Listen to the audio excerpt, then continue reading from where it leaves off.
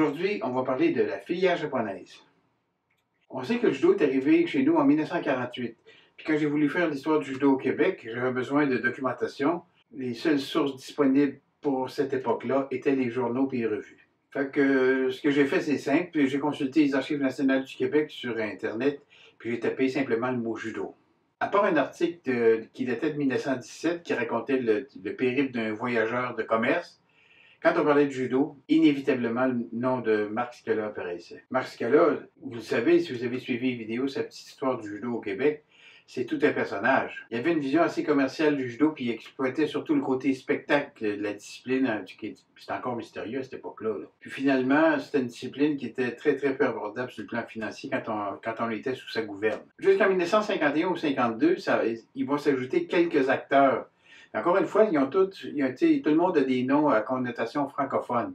Armand Wattier, Albert Dehem, Louis Arpin, Bernard Gauthier. Puis c'est juste en 1952 qu'on entend parler pour la première fois d'un certain Fred Okimura et de son dojo, le Saido Kwan. Pourquoi ça a pris quasiment 4 ans pour qu'on entende parler pour la première fois de Fred Okimura?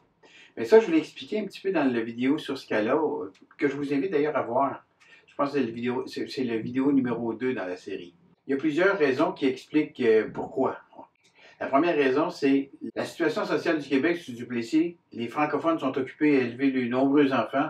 Ça, c'est encouragé vivement par le clergé d'avoir beaucoup d'enfants. Les adultes, surtout les hommes, travaillaient très tôt, 15-16 ans, et ils travaillaient très, très dur dans les usines. Puis il n'y a pas beaucoup de monde qui ont les moyens de se payer des loisirs, surtout en dehors de l'œuvre des terrains de jeu qui organisaient principalement le hockey et le baseball. Un autre aspect qu'il faut considérer, c'est la langue. Ils viennent de Colombie-Britannique, puis ils parlent anglais.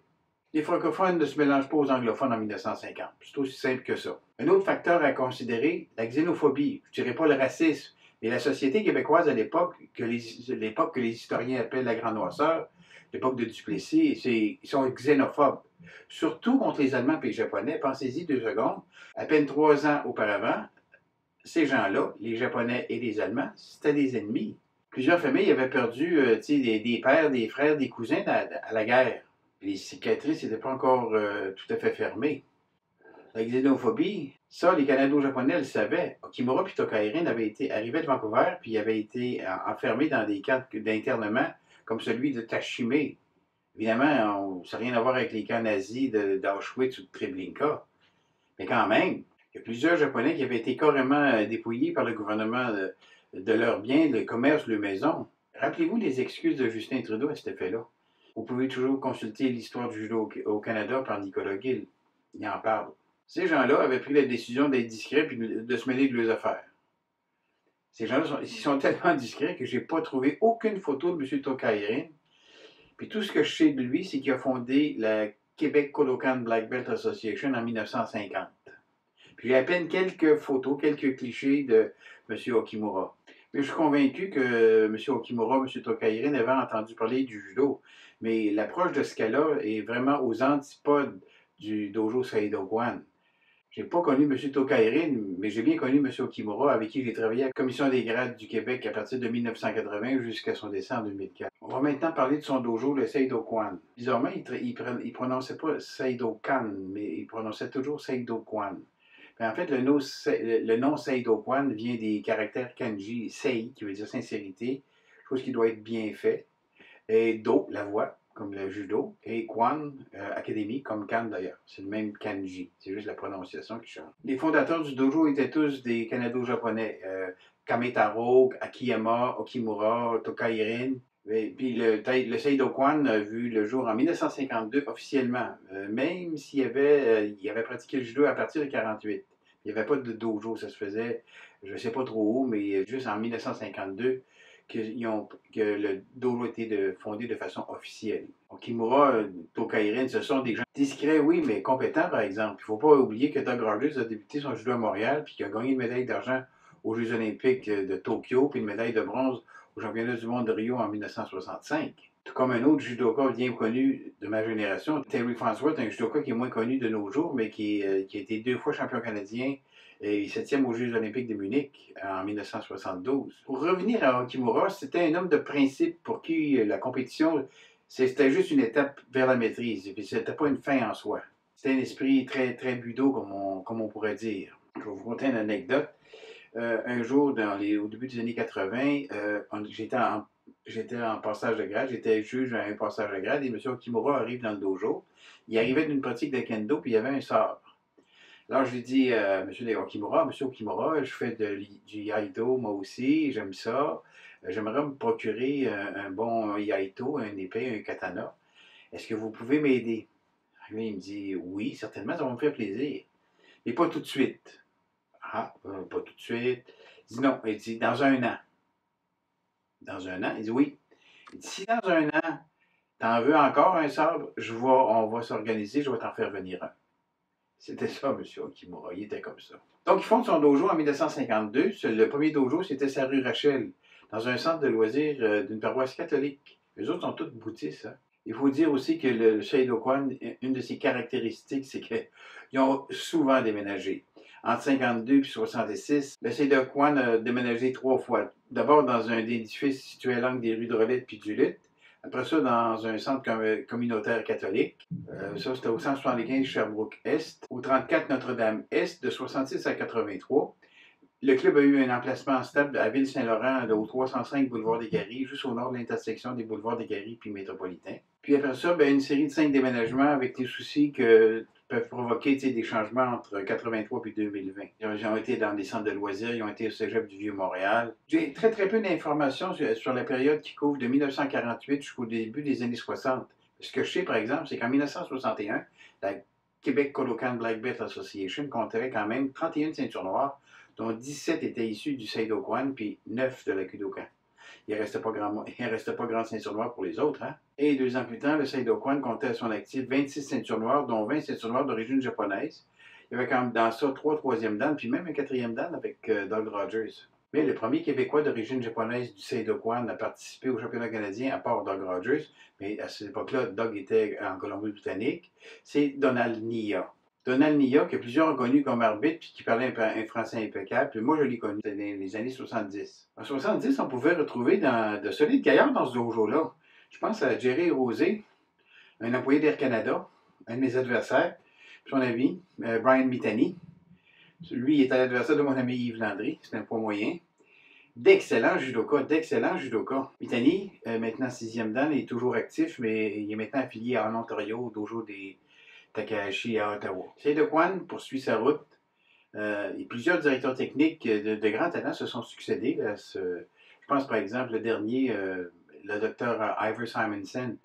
C'est un viking, un solide viking, anguleux, massif, mais c'est tellement doux ce monsieur-là. Et une de ses caractéristiques, c'était son dévouement exceptionnel. Il est malheureusement décédé en juin 2020. Mais avant lui, il y a eu Gary Hayashi, Guy Muramatsu, Brian Mitani. Je pense que Brian a été directeur technique, mais je suis pas sûr. Malheureusement, très malheureusement, le Seido-kwan vient de fermer en 2021. La fermeture du Seido-kwan à Montréal, suivie de celle du Judo Club La Vieille Capitale à Québec, me fait cruellement prendre conscience du vieillissement des directeurs techniques. Et c'est en grande partie pour ça que j'ai décidé de faire cette série sur la petite histoire du judo au Québec. Mais on va revenir à la filière japonaise. 2 périodes. Avant Nakamura, après Nakamura. On arrive à la fin des années 60, il débarque au Québec, M. Nakamura. Comment diable un tel judoka est arrivé chez nous? Je vais vous raconter ça. Fred Okimura travaillait pour un certain M. Farnsworth, un commerçant juif qui avait une mercerie à Montréal. Son fils Terry avait débuté le judo au Seido-kwan, puis il était déjà rendu ceinture noire. Et comme il avait un talent certain, M. Okimura il a conseillé d'aller s'entraîner au Japon. Ça, c'était en 63 à peu près. Okimura avait déjà envoyé Rogers à Vancouver, puis Rogers s'était retrouvé un petit peu après chez Masahito Kimura. Oui, le fameux Kimura, à l'université de Takushoku. D'ailleurs, il y a un film à l'ONF que vous pouvez voir sur le site, là, c'est très très intéressant. Où est-ce qu'on peut voir Doug Rogers à l'entraînement. Farnsworth, quant à lui, s'est retrouvé à l'université de Chuo.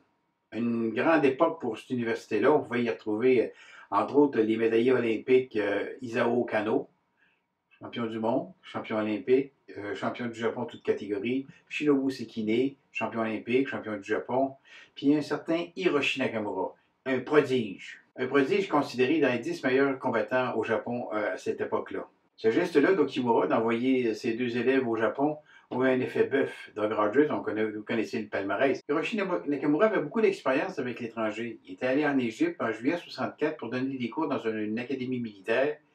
Puis il s'est établi avec un de ses collègues, un monsieur Ikeda, à 130 km du Caire pour un certain temps. Et il s'était rendu par la suite en Iran. Puis il était revenu au Japon. Nakamura et Farnsworth vont se lier d'amitié, puis c'est en discutant avec Terry que M. Nakamura a pris la décision de s'établir au Québec. Il débarque donc à Montréal en 1968, puis la première fois qu'on le voit en public, c'est au championnat de l'Est du Canada, où il a pris tous les médaillés, les 3 premiers de chaque catégorie, du 63 kg jusqu'à 100 kg et plus, et puis il a marqué hippon sur tout le monde.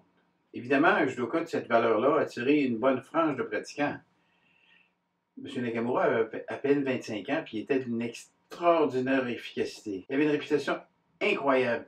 Encore de nos jours, au Japon, c'est encore une vedette. Quand je suis allé au Japon en 2003 avec lui au championnat du monde d'Osaka, le nombre de portes que sa seule présence nous a ouvertes, c'est incalculable. Sans compter toutes les rencontres qu'on a eues avec les experts du Kodokan et les experts de la police. On a même eu le privilège d'être invité par Toshiro Daigo, maître Toshiro Daigo, 10e dan, un des 3 10e dan qui étaient vivants à l'époque, et Madame Nagai, qui est 7e dan, une spécialiste du judo kata, à souper en privé, Maître Nakamura, Yves Landry, Serge Piquette, Gérald Poirier et moi-même. Et on va revenir à Montréal, mais après quelques mois au Seidokan, il a fondé le Montreal Lakeshore Budokan à Dorval. Ça, c'est un dojo où est-ce que les deux compères partageaient l'endroit avec le kendo, le karaté. Karaté d'un autre japonais qui était d'ailleurs 5e dan de judo, puis un 7e dan de karaté, Masayuki Izataka. Ça tombait bien dans tous les sens du terme, tu sais. L'Association québécoise de judo Kodokan était à négocier avec le gouvernement pour fusionner avec les 6 autres fédérations. Rapidement, la QJICA et M. Damblanc ont recruté M. Nakamura comme directeur technique. Et grâce à son judo extraordinaire, un des critères de la Confédération des sports du Québec, celui de la qualité de la direction technique, était amplement comblé. On ne pouvait pas demander mieux comme technicien, croyez-moi. Vers 1970 ou 1971, le jeune frère de M. Nakamura, Akio, débarque aussi dans le paysage. Toute une personnalité et tout un taïotoshi. Par la suite, Hiroshi Nakamura va ouvrir le premier Shidokan sur Sherbrooke pour s'installer finalement à Notre-Dame-de-Grâce, où le dojo se trouve actuellement. Un détail peu connu, c'est le premier dojo à cet emplacement-là, c'est pas le Shidokan, hein, c'est la North American Judo Academy de Marc Scala. J'ai vu ça dans les journaux en fouillant dans les archives. Ça, c'était dans les années 50. En 1974, un autre combattant redoutable vient se joindre à la faction japonaise. Tsutomu Shimoda. Un homme tiré à 4 épingles, flegmatique, raffiné, un amateur et un connaisseur de jazz. Il y avait près de 5 à 6 000 albums vinyles de jazz. Rapidement, ce japonais de peu de mots, mais il était vraiment efficace. Il a épaté tout le monde. Il y avait un coach Igari extrêmement tenace. Ça collait à l'arrière du talon puis ça ne décollait pas. Et une anecdote, je ne l'ai jamais vu essouffler ou même dépeigner Shimoda Sensei. Ces deux Japonais-là, Shimoda Sensei et Akio, ils sont venus à Trois-Rivières donner des cliniques chez nous au début des années 80. Judo Québec l'a nommé entraîneur adjoint en remplacement d'Yves Landry. Lui, il était parti travailler à Shefferville, si ma mémoire est bonne. Ça, c'était durant mon mandat d'entraîneur à Judo Québec. Tsutomu Shimoda, par la suite, a enseigné au cégep John Abbott. Akio, quant à lui, a enseigné dans les Laurentides avec Diane Hardy, entre autres. Malheureusement, ces deux judokas-là sont décédés au début des années 2000. Mais on va revenir à la situation provinciale. Beaucoup de monde sont demeurés avec l'affection européenne, et ça, malgré la notoriété de M. Nakamura. Mais plusieurs judokas, notamment beaucoup de l'ancienne Fédération canadienne de judo, avaient vraiment le désir que M. Nakamura soit actif au niveau de la fédération. Et pour arriver à faire ça, ils se sont impliqués fortement dans la politique. Au début, c'était dans les zones, pour obtenir évidemment plus de délégués à l'Assemblée générale annuelle, pour le faire nommer quelques années plus tard comme directeur technique de Judo Québec. Puis ça, de façon permanente. Vous savez, les permanences dans les fédérations sportives, c'est nouveau, ça, à cette époque-là. Là. Jusqu'ici, pour la QJICA, c'était un petit bureau à la Kudokan où Daniel Bayard et sa femme tenaient le secrétariat à bout de bras. La permanence dans les fédérations, dans la majorité des sports, ont été créés avec l'aide du ministère et regroupés dans le même bâtiment de la rue Jarry à cette époque-là. Il y avait donc deux factions opposées, oui. Ça, c'est très sain dans une démocratie. Puis chaque faction défendait son point de vue avec vigueur. Mais les principaux intéressés, là, les deux principaux intéressés, M. Damblanc et M. Nakamura, eux autres se tenaient au-dessus de la mêlée. Il n'y en avait pas besoin. Il y avait de solides équipes qui travaillaient très fort, mais je peux vous dire que les deux factions interagissaient en complémentarité. Puis ça, là, mes amis, ça a été un puissant moteur de développement. Pensez-y 2 secondes. Le Judo Québec est jusqu'à maintenant le vaisseau amiral du judo au Canada. Il est arrivé au sommet. Le Judo Québec a réussi jusqu'ici, mais il y a de formidables organisations dans d'autres provinces qui nous obligent à ne pas baisser le kumikata. C'était donc l'histoire de la faction japonaise au Québec. Si vous avez aimé la vidéo, vous savez quoi faire, nous donner un pouce en l'air. Vous devez aussi, si vous voulez, vous pouvez aussi activer les cloches pour recevoir les notifications au fur et à mesure que les vidéos vont sortir. Il y en a beaucoup qui vont sortir encore, pas juste sur l'histoire du judo, mais sur les techniques, sur la pédagogie, sur les grands maîtres. Bref, il y a beaucoup de matériel. Et surtout, ben, abonnez-vous à la chaîne Martialement Vôtre et partagez ces vidéos-là. Partagez ces vidéos-là qui sont faites dans le fond pour connaître notre histoire. En attendant, faites attention à vous. Pratiquez 1 fois, 2 fois, 3 fois par semaine. C'est essentiel pour notre santé. Et on se revoit bientôt. À la prochaine.